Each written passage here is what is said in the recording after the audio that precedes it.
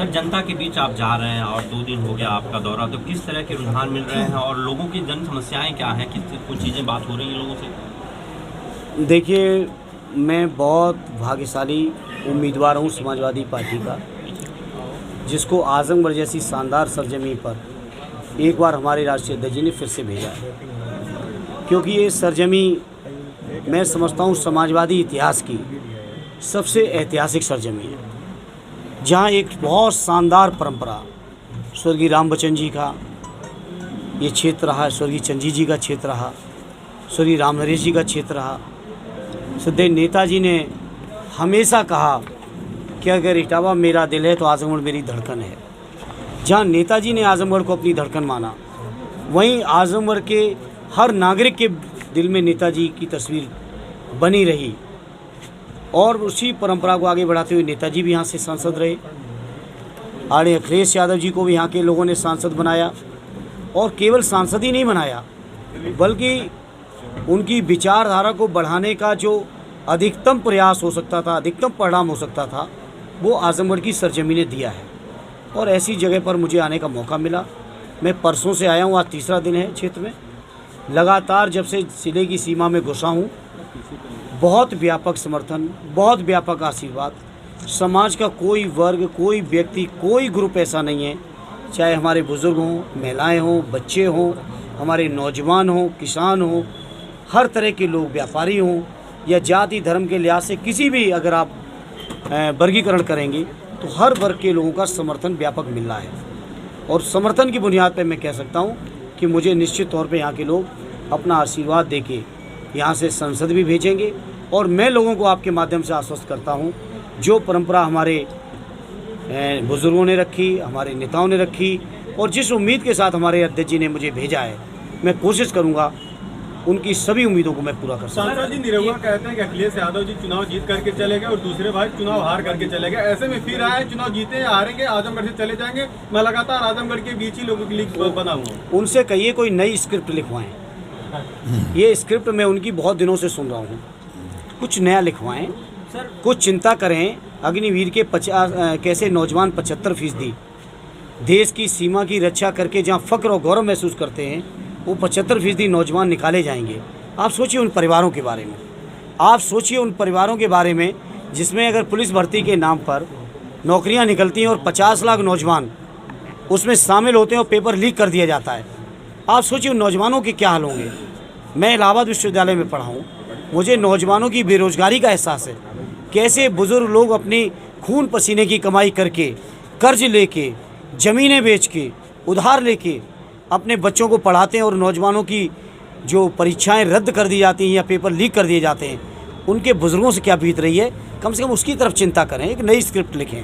Sir, BJP manifesto तैयार करने के लिए जन से सहयोग मांग रही है। वो अपनी मैनिफेस्टो में कुछ ऐसी चीज़ें, आपके मैनिफेस्टो में क्या होगा? ओल्ड पेंशन है, बेरोजगारी, महंगाई। निश्चित तौर पर समाजवादी पार्टी के राष्ट्रीय अध्यक्ष जी, समाजवादी पार्टी के बिहाफ पर और पूरा इंडिया अलायंस, बहुत सारे मुद्दे जिन पर समाजवादी पार्टी लगातार संघर्षरत है। पीडीए का मुद्दा है, दलित, पिछड़े, शोषित मुसलमान भाइयों के प्रति, आदिवासियों के प्रति जो शोषण, भेदभाव हो रहा है बीजेपी में, वो किसी से छुपा नहीं है। बेरोजगारी की किस पराकाष्ठा पे। और भारतीय जनता पार्टी से मैं कहूँगा कि वो लोगों से सहयोग न मांगें, अपने पुराने घोषणा पत्र को उठाएं और गुमराह न करना चाहें लोगों को। लोग गुमराह होने वाले नहीं हैं। क्या आप नए इवेंट करेंगे?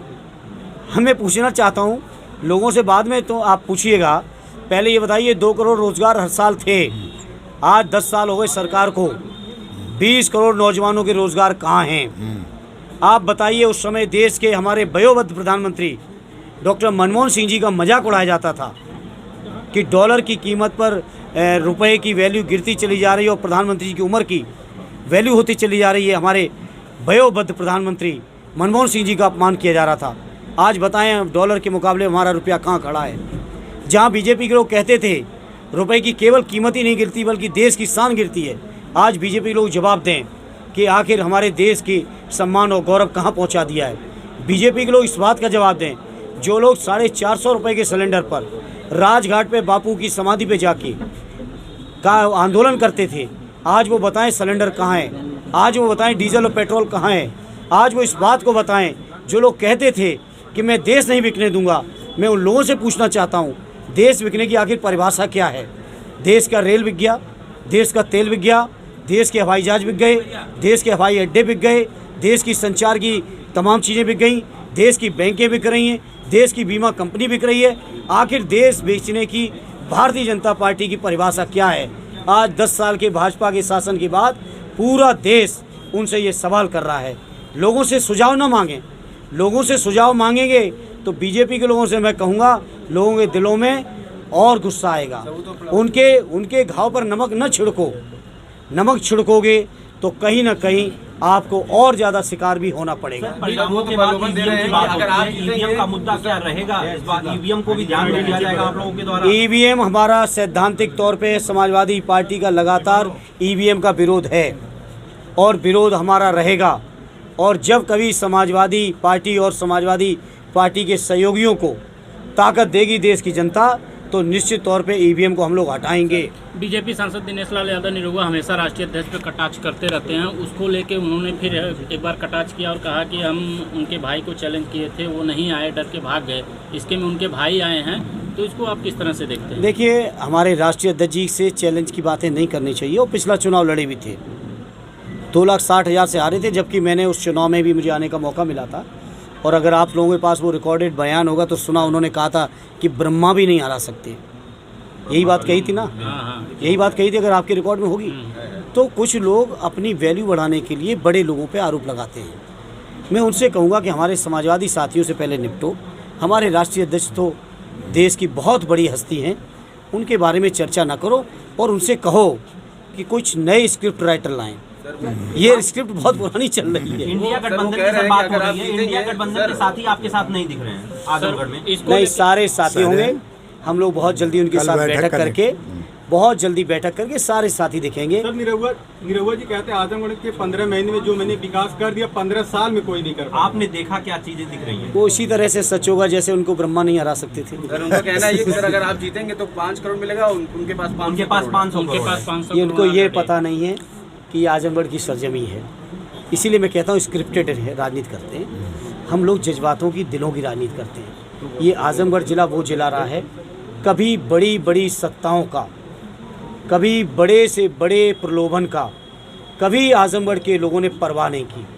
ये आजमगढ़ के लोग क्रांतिकारी लोग रहे हैं। आजमगढ़ के लोग तर्क पर, आजमगढ़ के लोग गुणदोष पर, आजमगढ़ के लोग समाज के हित पर, आजमगढ़ के लोग समाज की सच्चाई पर राजनीति करने वाले लोग रहे हैं। तो यहाँ प्रलोभन देने की बातें न करें, उससे पहले आजमगढ़ का इतिहास पढ़ें। सर, आप सांसद होते हैं तो आम आदमी आसानी से आपसे मिल सकता है, इसकी कितना आप सांत्वना वो देंगे? मैं चाहूँगा कि आपके अगर कोई मित्र, कोई साथी मैनपुरी के हों, जहाँ से मैं रहा हूँ, कोई साथी अगर बदायूं के हों, तो उनसे अगर लें और वहाँ से रिकॉर्डेड बयान ले आएँ, उसके बाद आजमगढ़ के लोगों को दिखाएंगे तो शायद मेरी भी कोई मदद हो जाएगी।